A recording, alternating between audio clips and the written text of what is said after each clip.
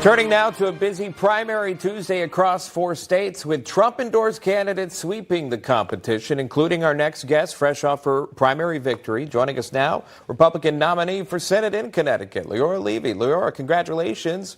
How you feeling? Thank you very much. It was a great night. We made history here in Connecticut, and we will continue to make history in November. Talk to me about that and making history, and again, something we've talked to several congressional leaders on this program about is the Trump endorsement, and how that endorsement really played in your favor. How powerful do you think that was? Talk to me about the campaign and getting up to this moment for the win.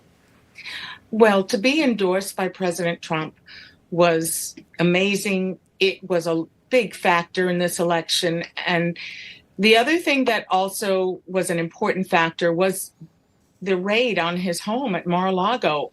As I traveled the state yesterday, going to many different polling places, there were many voters, Republicans who actually said, you know, I'm not a fan of President Trump, but I am here to vote for you, to support him, because what they did last night, meaning the night before last, at Mar-a-Lago is un-American. It's the weaponization of the Department of Justice, the FBI. It is not the way we do things in America. It is more like banana republics or dictatorships like Cuba, China, North Korea. But this is not America. And people are angry and concerned.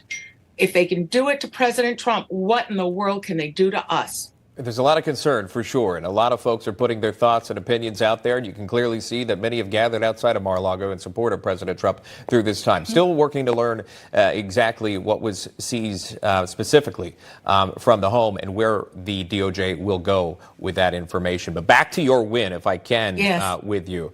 Congratulations. You won, I believe, by 10,000 votes, if I'm not mistaken, outbeating your opponent.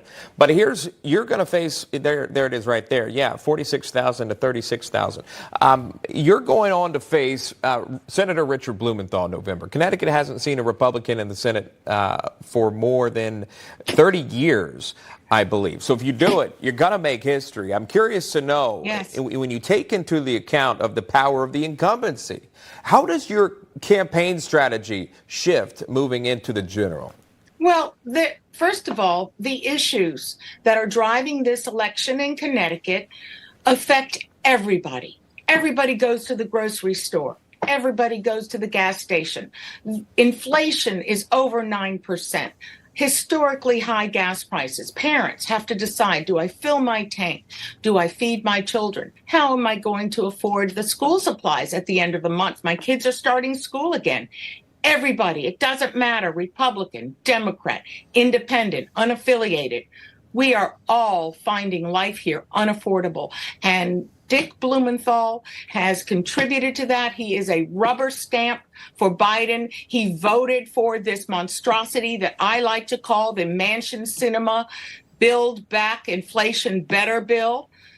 This is raising taxes on every single resident in Connecticut. Middle class families are going to pay the price for their socialist green dreams. And that is what is going to drive this race. In addition, the assault on parental rights by the Democrats and the woke crowd, that is very disturbing to parents here in Connecticut. They want their children educated, not indoctrinated. They don't want them exposed to inappropriate transgender and sexual content in their education. Parents make decisions for their children, for their medical care, for everything in their lives. They are parents' children, not the government's. So these are very important issues here. There's a general sense of lawlessness. Things are spinning out of control.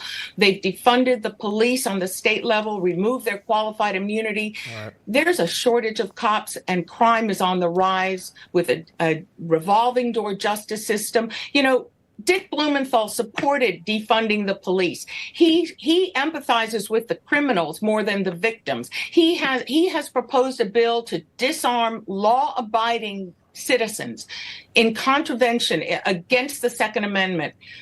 People are worried. People don't feel safe. And we'll continue to I will follow always that. stand for people's Second Amendment rights. Well, congratulations on the Republican win there. Moving on to the general, that is Leora Levy, running for the Senate there representing Connecticut. Leora, congratulations, and thanks for coming on.